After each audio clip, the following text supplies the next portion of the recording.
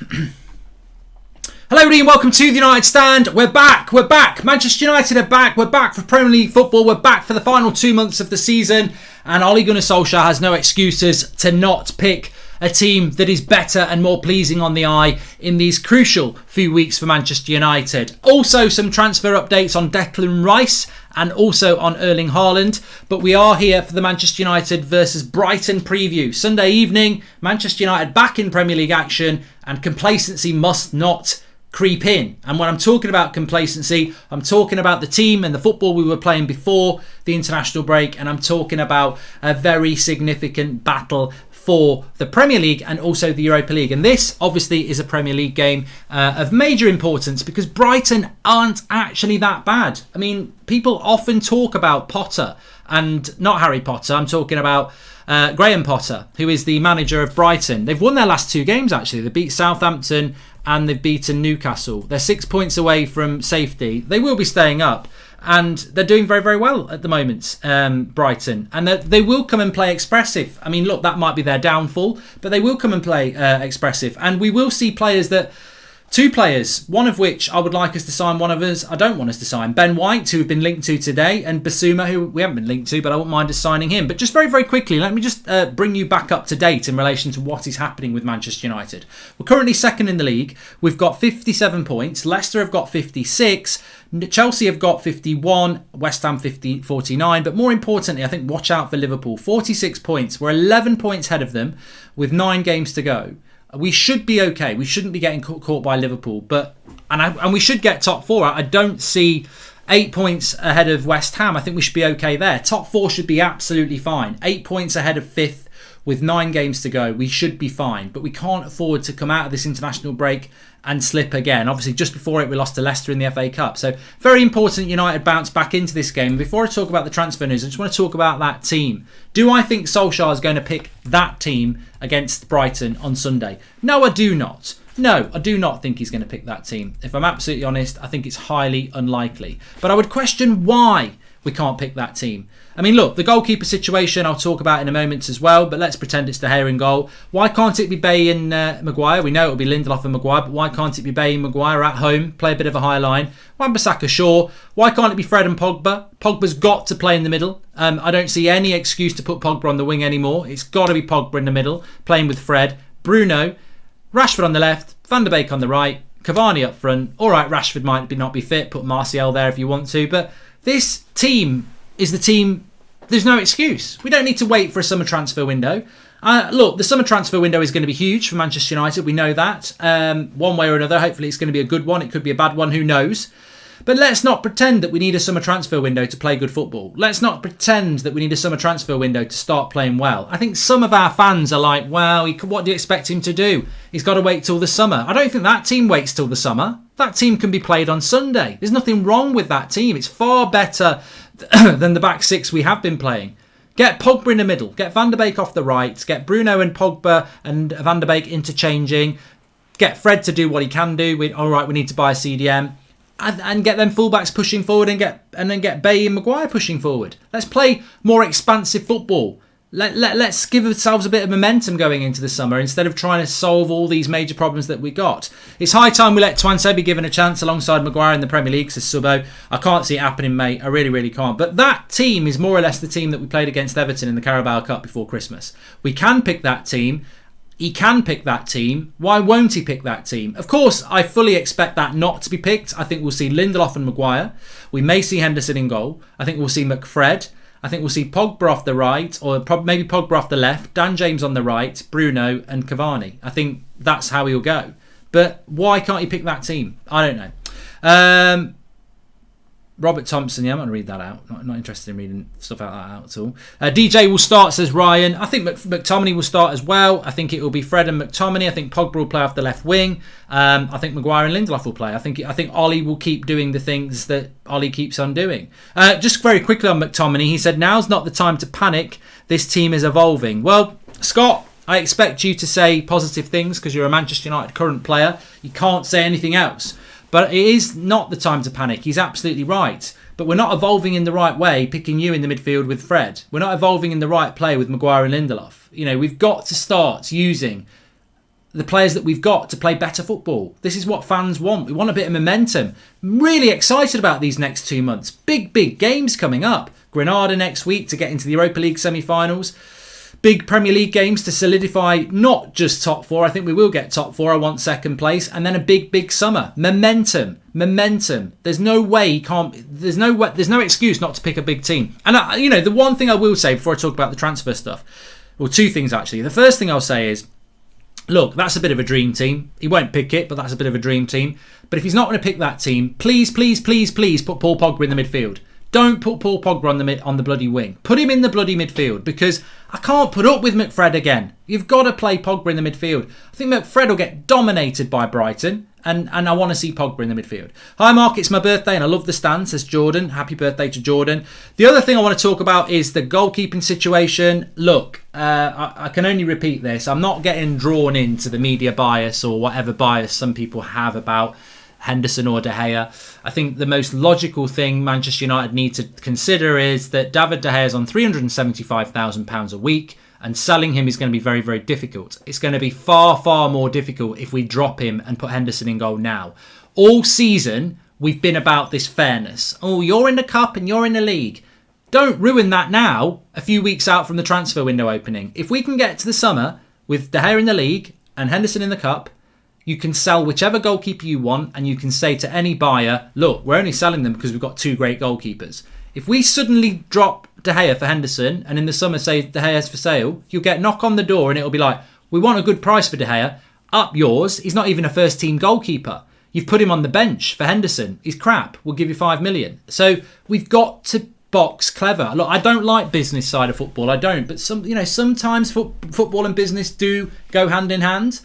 There is no reason to drop David De Gea from Premier League football to give Dean Henderson the number 1 shirt. We've got to box clever here. And also what I would say is, I'm not saying Dean Henderson doesn't deserve to be number 1, because in many ways he does, and in many ways David De Gea does. Argue that amongst yourselves. I'm not bothered about that. But what I am bothered about is one of these goalkeepers needs to be sold in the summer, and I want the maximum value for either of those goalkeepers. And if we keep sharing the role in the summer, we can say, look, they're first team goalkeepers. We've just got to let one go because we've got to choose. You're not getting them on the cheap. If we were to drop De Gea for Henderson, what's De Gea done wrong? Man of the match against Chelsea in his last game, goes and has a kid, gets dropped. Hold on a minute. We start the season, David De Gea's number 1, plays well, but gets dropped for the cup games to give Dean Henderson a run out. Fairness. Where's the fairness now, Ollie? So he's got to stay fair. He's got to stay fair, but more important, he's got to keep his business head on. With this finishing skills Greenwood has got, he has to be our second choice striker. Put Martial on the wings. He's not a number 9, says Subo. Right, let me just bring you in some... McFred is as useful as Stephen Hawking's shoes, says G. Mitchie. And it would be an Ollie thing to do, to be fair, says Adveth. I think it would be ridiculous on so many levels. At the start of the season, next year, you go with your goalkeeper. But not now. Not 8 weeks out from the transfer window opening. You've got to try and keep the value of both goalkeepers up. So, keep them sharing. And look, personally, I think De Gea is my number 1, but I wouldn't drop Henderson next week for the cup, because then his value plummets as well. It works both ways. It's a dual carriageway. It is. Score prediction for the game, very quickly. I think United will win it 2-0. I think we will win. I think we need to win. And I think whatever team he picks, we will win. I just want to see a more expansive Manchester United. And that's definitely what I want to see. Just some transfer news to bring you as well. Couple of things quite interesting. I'm sure you're seeing it yourselves. Ben White linked to Manchester United this morning. I had hoped it was April Fool's, but I don't think it is. Very worried about Ben White coming to Manchester United. Do look at him with unbiased eyes on Sunday when he plays against United and make your own mind up. My issue with Ben White is that he is no better than Harry Maguire. In fact, I'd probably say Harry Maguire is better. I don't think he's got massively different skill traits to Harry Maguire. I therefore don't see him much different to Victor Lindelof. And we're trying to build a partnership. We're not trying to build twins at the back. We want somebody different to Harry Maguire and Victor Lindelof. We don't want somebody the same. That's the problem. That's why they don't work together. So Ben White to me is just a British, let's get him. It's a step-up signing. Yeah, in many ways it makes a lot of sense, but he's the wrong type of centre-back for Manchester United. So I don't want Ben White. I don't want Ben White. Haaland would ruin his career if he joined United, says Toby Park. Well, this is interesting. I thought it might be April Fool's, but Romano has carried on with it this afternoon. So, Mino Raiola and representatives of Erling Haaland are in Barcelona today to discuss a move to Barcelona for Erling Haaland. Now, what Romano has said is that this doesn't mean he's going to Barcelona. It's just the start of the process of Haaland speaking to clubs about where he's going to go. But very significant because, as we know, Dortmund will not let Erling Haaland go cheap. You're talking 150 million quid. Barcelona getting into that conversation is interesting on two levels for me. One, Barcelona are broke. They're losing millions every month, and yet they will find the money to get involved in an Erling Haaland deal. And you know why they'll do that? Speculate to accumulate. Football clubs cannot, as the size of Barcelona, disappear. They've got to get back, they've got to spend, and they understand that. And that's the difference between a big club and Manchester United. Is the mentality is, look, we haven't got any money, but if we want to get back where we need to get, we've got to do something big. If we want to keep Messi, we've got to do something big. And that's what they're obviously going to try and do with Erling Haaland. Doesn't mean Erling Haaland's going to Barcelona. I'm sure Man City will have a chat. There's even thought that Manchester United will have a chat. But we're not in this race. This is not a race we can win, and it's probably not even a race we should be in. Because if we've got £150 million for Erling Haaland, that money should be being spent elsewhere. But what I was told last week about this as well is that, I think I've mentioned it on a previous show, is that even if Manchester United sit down with Erling Haaland, even if Erling Haaland thinks it's a good move to United, which he shouldn't do, even if United want to spend all the money on Erling Haaland, which they shouldn't do, even if Manchester United find that money, which they probably haven't even got, Mino Raiola will sit down and say, you can have Erling Haaland, but we want this release clause, we want this structure, and I tell you what, if my client's signing for you, you're letting Paul Pogba go on the cheap. So United can't get involved in this deal anyway. There is never a situation on goalkeepers should be centre-backs you should see... What? Owen says, there is never a situation on goalkeepers should be centre-backs you see their Leicester game still conceded with Magaluf. I stand with De Gea. Okay, just not constructed your sentence very well, but I think we get the point. Barcelona are going to get Wijnaldum as well. To be honest, I don't mind as long as he doesn't go to City, because either way, we aren't getting him. And we want to be the best. We need to buy the best, says Mish. Yeah, but we need to be realistic with that as well. You can't spend £200 million on Haaland. And when I say 200 million, I mean agent fees, etc., on top of the 150 million. Barcelona have not bought Erling Haaland, and it's not been confirmed. So you're talking out your arse there, but he has been talking to them. He will be talking to other clubs. As Fabrizio Romano said, this is the start of a long process where Erling Haaland will be speaking to lots of different clubs before deciding which is the best one.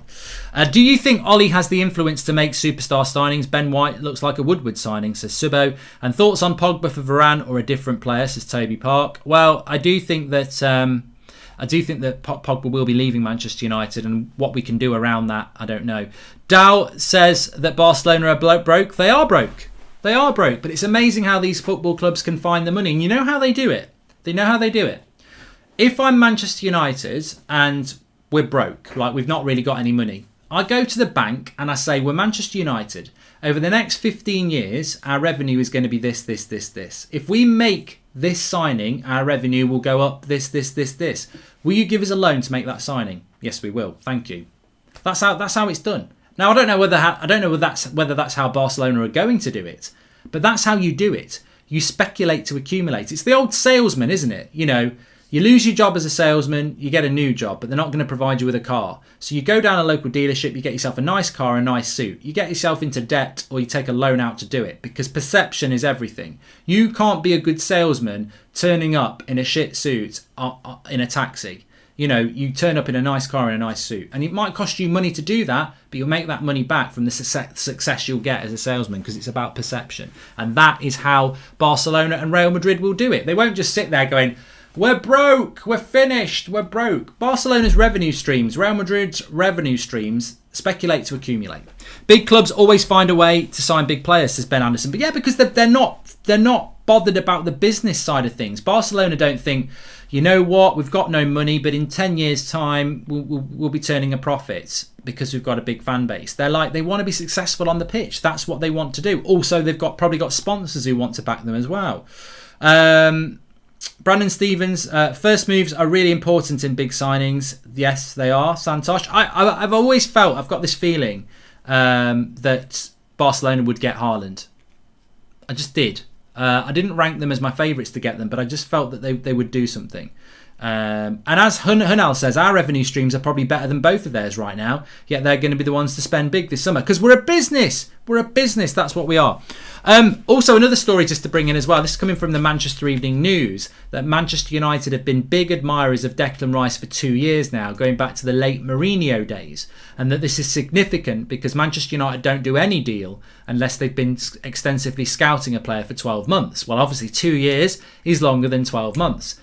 I'm tentatively encouraged by the news we're getting today about a centre defensive midfield. We had a story this morning that United are looking for a holding midfielder who can obviously hold the midfield and play the ball forward effectively. And now we're getting this story about Declan Rice. Look, I'd love Declan Rice to come to Manchester United. Absolutely love it. I think he is exactly the profile of player we need. I'm not going to pretend that, things couldn't go wrong. I've said it about Koundé. I think he's the right centre-back to go for. It's just my opinion. And I think Declan Rice is the right one to go for as well. We're never going to get as good an opportunity. If Chelsea go for Declan Rice, we can't get him. He loves Chelsea. He wants to go there. But I'm not convinced Chelsea will go for him. And if they don't go for him, we've got to go for him. And I do think with Declan Rice that if he comes to Manchester United and sees the enormity of the club and sees the support he's going to get and sees the platform he's going to get and seizes the opportunity to be a CDM at United, which we don't have, he could be a significantly brilliant player for us for years to come. And also, he's a leader. He's in his early 20s. He's a leader and he's going to get better and better and better. He's exactly the profile of player that United need to go and get. And my biggest compliment I can say to Declan Rice is, a year ago I thought he was crap. I thought he was overhyped. I remember what Roy Keane said as well. He was like, he's nothing special. I agree. I thought he was nothing. I thought he was overhyped. I thought he was Mark Noble, a young Mark Noble. I didn't think there was anything special to him at all. And in the last 8 months, I've just been like, oh my God, I can see it. I can see what it's all about. And he's getting better and better and better. So I'm tentatively encouraged there might be something going on here. And it might not be Declan Rice. It might just be a CDM, a different type of CDM. I don't know. But Declan Rice, all I can say is, I think, and I'm not just saying it because I'm a United fan. I think Man United fits him like a glove. He might not wear gloves. He might prefer not wearing gloves. But what I'm saying is, it's the perfect fit. It's the right club in the right situation with the right position. That position is wide open. CDM is there for the taking. You walk straight into the team. He's a leader. He's used to playing with Maguire from England. I think it'd be brilliant. I think Maguire would like it as well. And look, we question Maguire on many things, but I'm sure he speaks to Ollie a lot. And I think Maguire would be there saying Declan Rice would be perfect for that role. And I think he really would be. Mark, can our new sponsor help us sign Haaland, says Mikael Roach. And do you think Chelsea will go for Haaland, says Damien O'Toole? I think they will. I think Chelsea will make a move for Haaland. Do you think Phil Jones gets kinky? No, I'm not reading that. Subbo, come on, let's grow up a little bit. James Garner has looked good on loan. Wouldn't be surprised if they bring him back similar to Mount. Cheap board, needs CDM, but he actually looks good. You know what, Chaos? I don't mind James Garner coming back and getting involved, but I've said this before. In fact, I've just done a podcast which will be out tomorrow with the Muppeteers, and I said that on there. I said that, look, Garner's very good, but he's not ready next season. And Solskjaer has never put a player in and consistently picked them. Even Greenwood's been in and out. So I don't mind Garner being involved next year, but I don't think he'll be involved much anyway. So I'd rather he went on loan. Mark, wouldn't Varane not be ideal for Ollie? Big personality, won it all with some of the best coaches in football. Locker room revolt if things go bad, says Nick. Yep. Sorry, Mark, I'm struggling writing English well to understand right my message, says Owen. And if we have 100 million, sell Pogba and buy Sancho, similar price, £50 plus Lingard for Rice and 50 million for Varane or Koundé equals 100 million easy, says Gwydion. Well, I'll tell you this for free. We sign nobody else this summer, but we get Varane and Rice. How excited are you? We sign nobody else. Because I'll tell you what, I'm bloody excited. That centre-back pairing is suddenly solid. And we've got a very good CDM. I think we're a very different team. I think we might be looking at next season saying we need a bit more creativity, but in relation to the key areas that need exploiting, I'd be very happy with Varane and Declan Rice. And I've said this before and I'll say it again. Look, I'm not...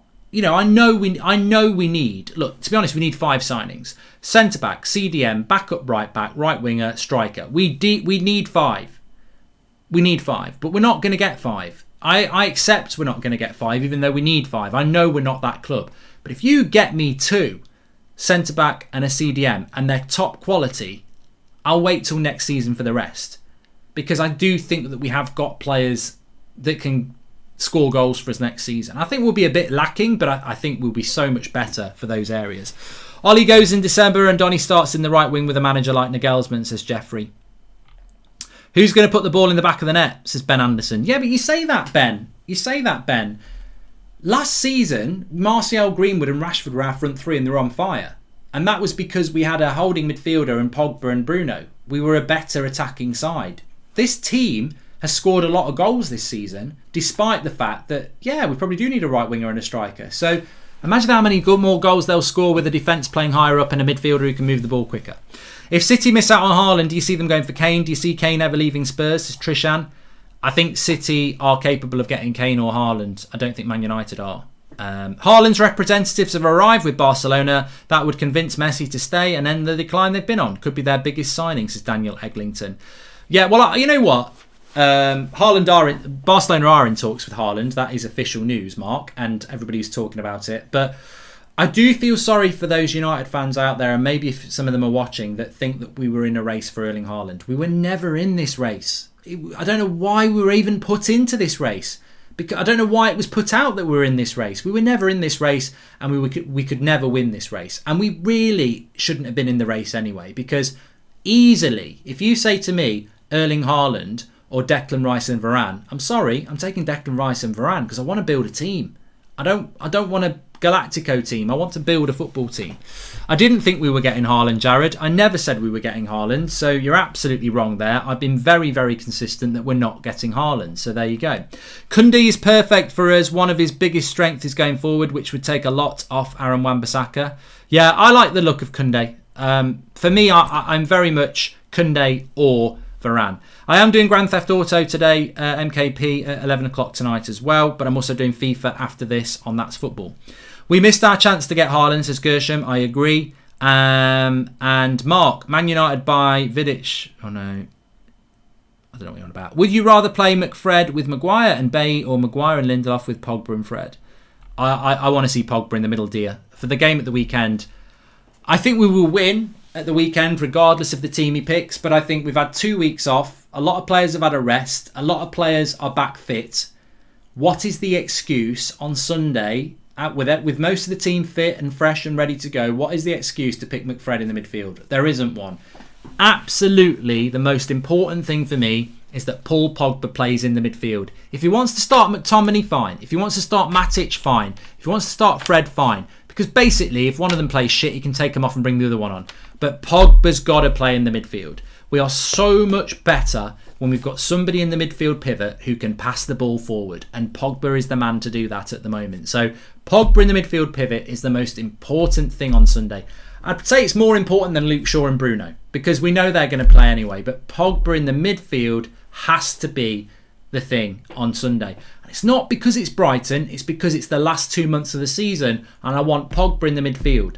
Desperately want Pogba in the midfield. It's probably the last 2 months of Pogba at United as well. So I want him playing in the midfield, because if we want to keep Pogba, you've got to put him in a team in the position that he's most damaging. What is the percentage that Van der Beek and David Gea start, says Salah Ahmed? Good question. I think the chance of Donny van der Beek getting a minute is probably 10%. I think the chance that David De Gea starts, I'm 90% sure De Gea starts. Because it's not logical not to. It's not fair and it's not logical. And it's stupid from a business point of view. If we have 100 million, sell Pogba for Sancho, similar price, sign Rice for 50 million plus Lingard, 50 million for Varane plus Koundé. You've done that, Gwydion. I've read it out twice now. And what is Phil Jones' value in the transfer market today? It's a serious question, says Subbo. 5 million. Yeah. 5 million. Haaland's father and his agents in Barcelona. I do wonder, do people watch the show, or do they just tune in and try and tell us something that we spoke about ages ago, numerous times? What would you think of Ivan Toney? Good enough for Man United, says Clark Kent. And Haaland's representatives have arrived. That would convince. Yeah, I've done that one as well. And who's going to put the ball in? That we have done that one as well. Okay, thank you very much. Would you bring Delo back as backup right back? Says G Mitchie. It wouldn't surprise me if we do bring Delo back as the backup right back, to be honest with you, because I think we do. I think we do quite like Trippier, but I don't know whether we can do it. I just must mention Van der Sar as well. This is big. This is quite a big story for the people who are interested in the politics at Manchester United. So this again is coming from the Manchester Evening News, that Manchester United were thinking about getting Edwin van der Sar in as director of football, but chose not to because he'd be too demanding. I mean, talk about lack of ambition, and bottle it up in there, and there it is. I mean, if that is true, we've not gone for Edwin van der Sar because he'd be too demanding. OMG. What's that all about? We're not going to go for Edwin van der Sar as a director of football because he'd be too demanding. So basically, we have just employed puppets that the board can basically control. Like, I mean, I don't know whether that's true or not. I don't know whether it's true. It's in the Manchester Evening News. But look, it fits in with what everybody fears, doesn't it? That all Woodward and the board want are people that they can control. Like Ollie, to a certain extent, is controlled because he can't demand anything. If Ollie walks in and says, I want 200 million this summer or I'm leaving. Bye, Ollie. We don't want to send your clothing to Norway, or are you going to clear it out yourself? Like, be gone. So Solskjaer, to a certain extent, is under the thumb of the board, and it very much feels like the director of football is as well. They don't want people in there who are demanding. So basically, what would happen is Van der Sar walks into his job as director of football, sees what a circus it is, and is very vocal about it. We don't want anyone like that. We want people to hide the truth, basically. So, look, I don't know whether there's any truth in it, but it doesn't bode well, does it? That sort of thing. And it makes I mean, I don't know whether it's true. I don't know whether it's true, but it is something that was in the news today. Mark, play some competitive games in Rocket League, says Beshar. Manchester United are hoping to take advantage of the current financial situation prevalent at Roma to secure the signing of Zaniolo, who United value at 30 million. Yeah, we've been linked to Zaniolo before. I mean, he's a good player, but Manchester United certainly could take advantage of quite a few. I think there's bargains there this summer. There's bargains galore. Romano has spoken about Erling Haaland, said that Man United are interested in Haaland, but a move there appears unlikely, which is the situation. Like, you know, I refuse to get drawn into this. Sancho was the last one for me. I'm not going to get drawn into speculative bullshit signings that United will not make. We saw it with De Ligt, and apparently we were never even in for De Ligt. It serves a purpose for Manchester United to be associated with a superstar signing and then not do it. And if people don't understand what that purpose is yet, then I can't really explain it to you any more than I have. It is advantageous for Manchester United to be in a race for Erling Haaland because you are constantly attached to one of the world's best players. That can never do your share price any harm. Man United in for Haaland boosts the share price. It boosts the positivity around the club. There is this virtual thing that businesses use these days, and it's basically, politicians use it as well. The positivity, the feel-good factor.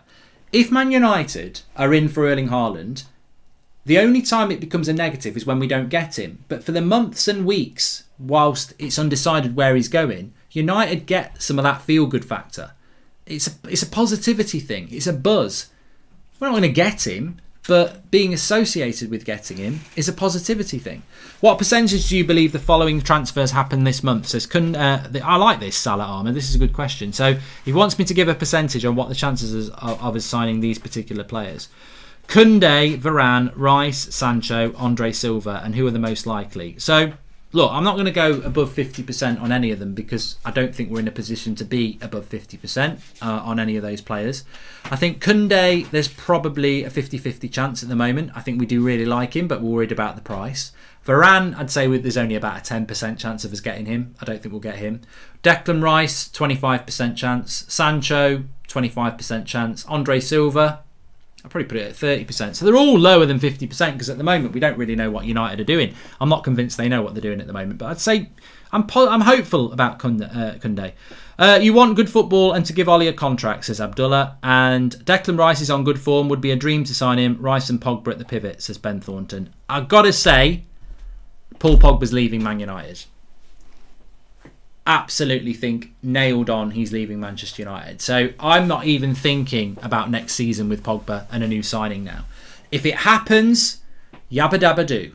But I'm not thinking about next season with whoever we sign and Paul Pogba. I'm actually in that mindset. I don't know where you are, but for me, I am playing Grand Theft Auto Dara, but it's at 11 o'clock tonight. If he stays, it's like a bonus, but I'm assuming he's going to go.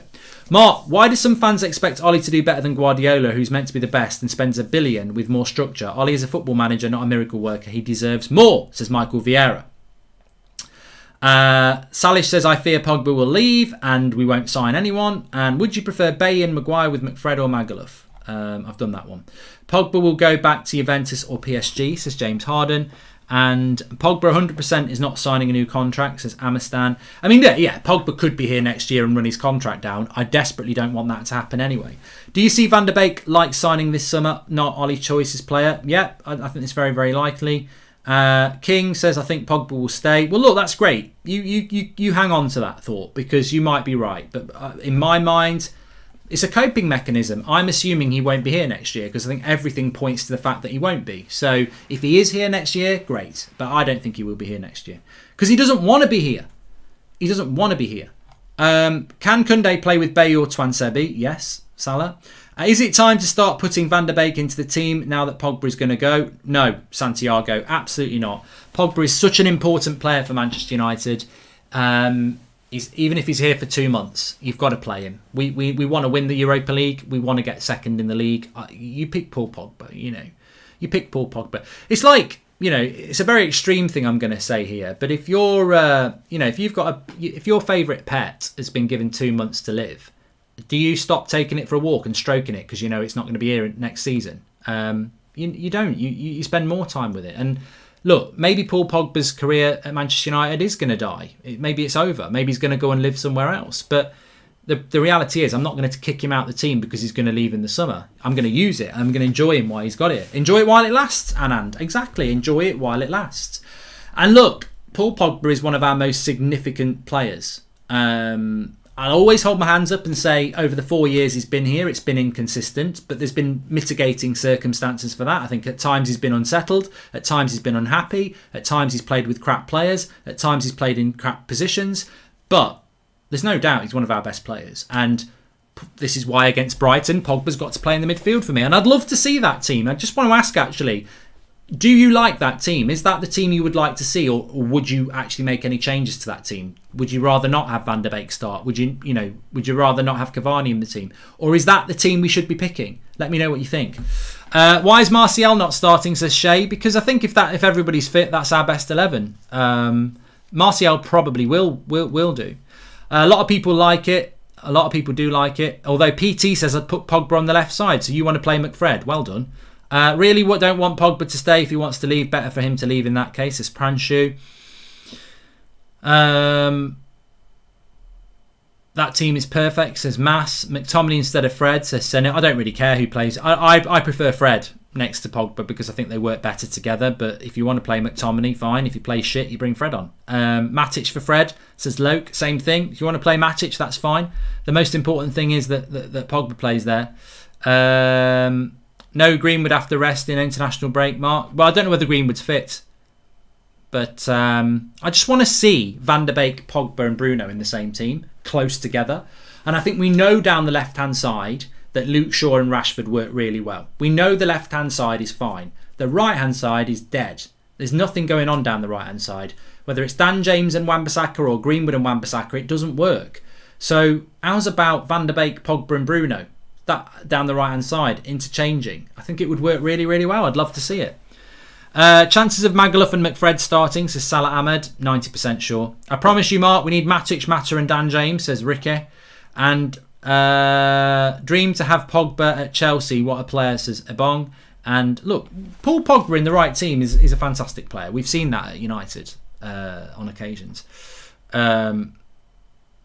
Shane says that Van der Beek on the right would make all our forwards look much better. Look, I really do. I have a really strong conviction here that Van der Beek would be absolutely brilliant in this position. And the reason I think he would be brilliant in this position is simply because he's not just going to do this. He can do that. He can get backwards and forwards, but he'll tuck in here. He'll move over to here. Like we used to use Mata in this situation. I don't think Mata was mobile enough to do it. But Van der Beek, he can even drop in here and Pogba can go to the right. He can drop in here and Bruno can go to the right. The little interchanging, the little movement, the discipline, the press, the high press as well. I think Van der Beek could be brilliant in this position because effectively he's not a winger. It's like what they do with Bernardo Silva, Man City. It's having different options in the team. I think it would work so well. He won't do it, but I think it would work really, really well. Mark, did you hear about Mata's mother passing? Incredibly sad news, and explains why he's been out of the squad for so long. It does, and I think we all love Juan Mata. Look, I think it's time for Juan Mata to move this summer and maybe go back to Spain and retire there and play for maybe Valencia or something like that. But there's no doubting that Mata is a fantastic man, and he genuinely is a nice guy, and it's very, very sad news that he's had. That team is our most intelligent team by a mile, says Santiago. And I think that's why we don't use it, Santiago. Because, look, what was this story we got? What was that story we got this morning? I was talking about it this morning, about how Solskjaer can't get us to play the football he wants because we don't have enough time to train. Well, I think that's a load of nonsense, by the way. And it's only my opinion, but I think when you say that we can't play a better brand of football because we didn't have a pre-season and we don't get time to train, you're simply asking players to take the ball and pass it forward quicker. You don't need 2 weeks in a bloody analytical room to do that. But, is this why we don't see this team? Because it's intelligent. It involves, when you get the ball, I want you to go here. I want to see the little triangles, It involves coaching to get that team out on the pitch. Now, if I'm honest with you, that team is going to need more coaching and more instruction than McFred. Just stay in front of the back four and patrol.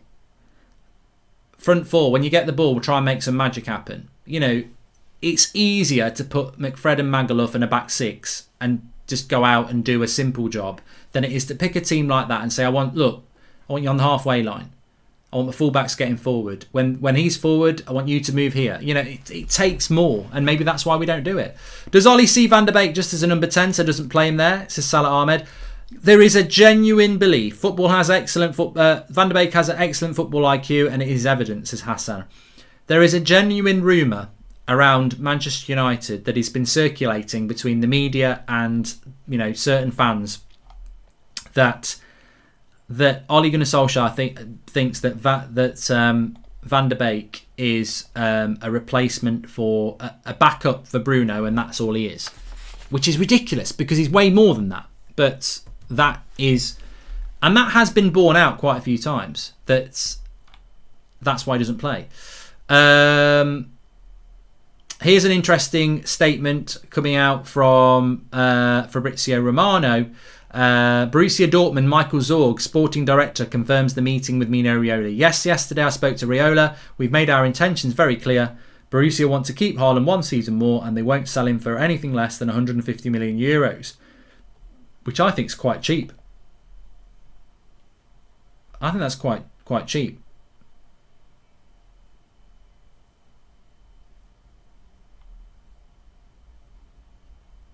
And Romano says, Mino Raiola will meet and talk with other top clubs in the next few weeks. Bayern Munich are not in the race for his summer. Raiola also met with Dortmund this week. And there's nothing advanced or close to being completed with any club as of today. So it's going to be the big story, Erling Haaland, isn't it? It really will. Definitely will. It's going to be very, very interesting indeed as to how it pans out. But, we'll see. Look, if Man United sign Erling Haaland, I don't even know what. Can I just ask you that as well? If Man United bought Erling Haaland and nothing else this summer, what would you feel? What would you feel? Because my initial reaction would be, oh my God, how have they done that? That is amazing. And then I think I would go from amazement to fear very, very quickly. Because I'd go, oh my God, we've gone and bought one of the world's best players. But I then would go, oh my God, we've only bought a striker. We needed, because Pogba might leave. So it would be one of the weirdest things ever. I think it would be an amazing signing, but almost a ridiculous signing because it's not what we need to do. We do need him. We do. Look, I'm not an idiot. We do need Erling Haaland. Everybody needs Erling Haaland, but we need so many other things more importantly than a striker. So, a lot of people saying they'd be pissed off, disappointed, and annoyed, and I do get that. It would confirm Ollie's delusion. Yeah, I get all of that. I do get all that, but he's still one of the world's best players, isn't he? There would be that amazement, but it would almost be. But 150 million euros is a little bit cheaper than I thought. We'll buy a centre back even if we got Haaland, says Robert McCormack.